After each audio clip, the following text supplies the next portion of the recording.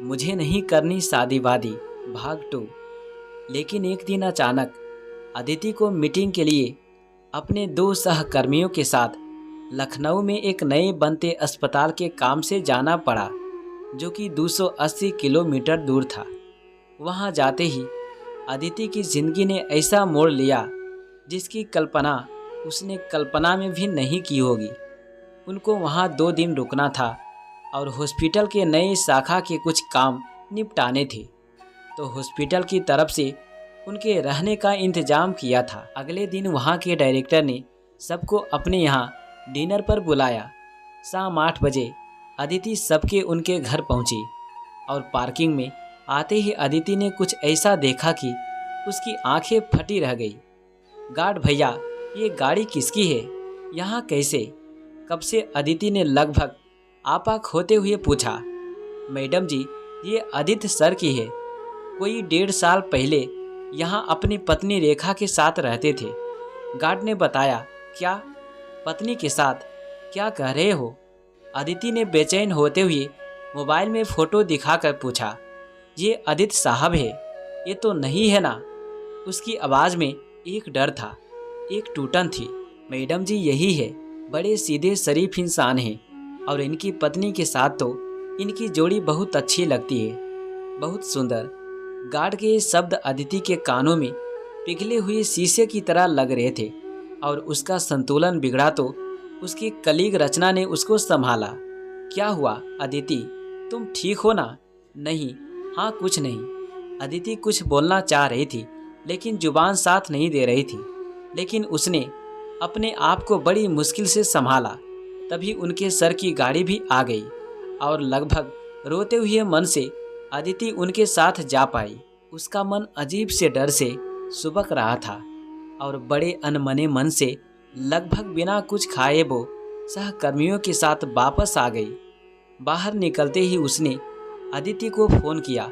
Hello, हाय जान, कैसी हो? कहाँ हो? क्या कर रही हो? स्वीट, मैं इस हफ्ते भी नहीं आ पाऊँगा।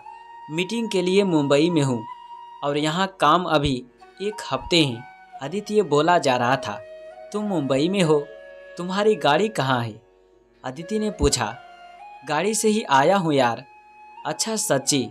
अदिति ने पूछा। अरे हाँ यार, मैं क्यों तुमसे झूठ बोलने लगा पगली? अदिति ने हंसते हुए बोला। अच्छा सच बताओ ना? अदिति ने फिर पूछा। शायद अदिति सच बोल दे। अरे बाबा सच, क्या हुआ है तुमको? ऐसे क्यों पूछ रही हो?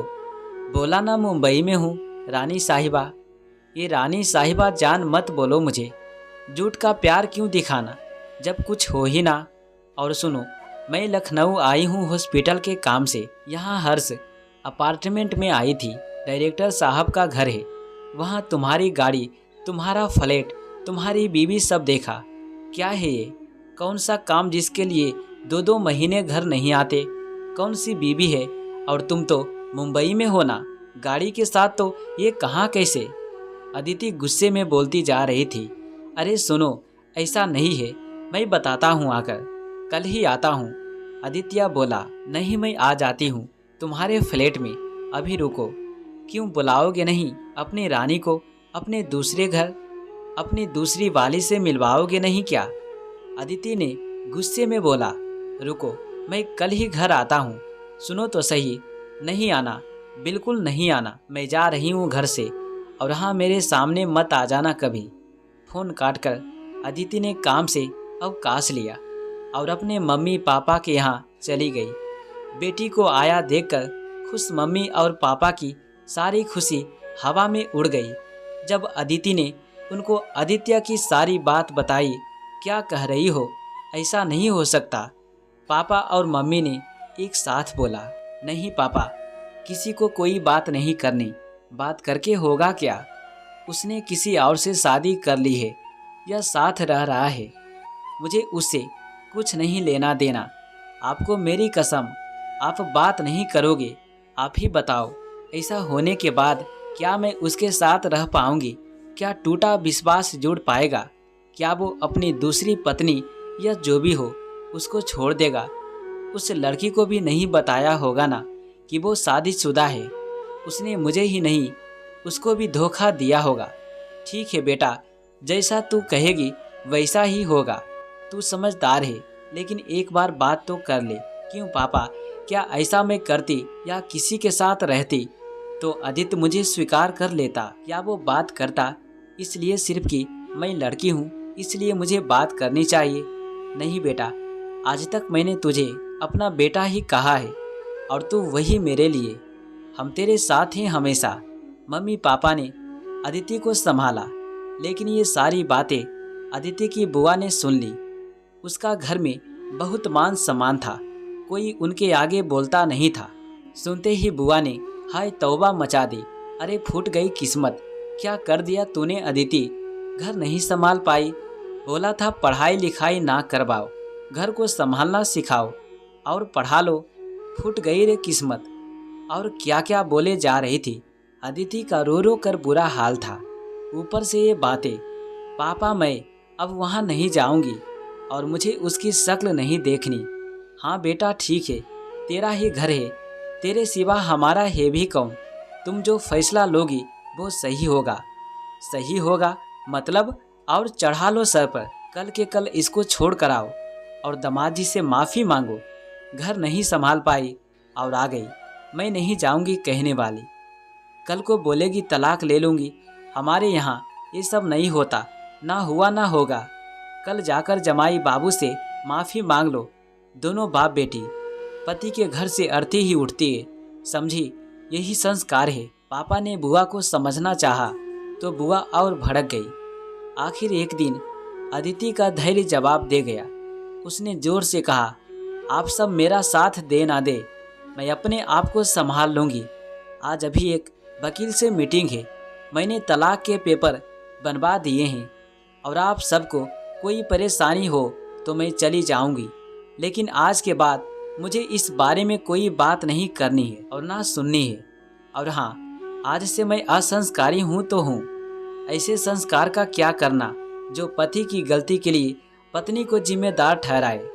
अच्छा बुआ जी, एक बात बताओ, मैं अगर किसी और के साथ रहती या आपकी बहू रहने लगे तो क्या आप जाकर उससे माफ़ी मांगोगी या उसको स्वीकार कर लोगी? अब क्यों चुप हो गई आप? बोलो, स्वीकार कर लोगी तो मैं आज ही जाती हूँ माफ़ी मांगने। ये क्या बात हुई? लड़के ने नाजायज काम किया तो लड़की की गलती, लड़की करे तो लड़की की। वाह क्या संस्कार है, रीति रिवाज है। भाड़ में जाए ऐसे संस्कार। ये कहकर वो वकील के पास चली गई। उसका टूटा दिल रो रहा था, लेकिन वो उस धोखे को नहीं सह पा रही थी जो आदित्य 2 साल से या पता नहीं कब से उसको दे रहा था। लेकिन उसने फैसला किया कि इस बात से वो अपनी जिंदगी को रोकेगी नहीं, बल्कि नए सफर पर निकलेगी। जल्दी ही आदित्य उस बंधन से कानूनी रूप से बाहर आ गई। अब उसने अपना सारा ध्यान अपने करियर पर लगा लिया। दिन रात वो सिर्फ काम काम में लगी रहती। मम्मी पापा को उसकी बहुत चिंता होती, कैसे गुजरेगा उसका जीवन। एक दिन अदिति आज गुनगुना रही है। माँ ने ये देखा तो उसको बहुत अच्छा लगा।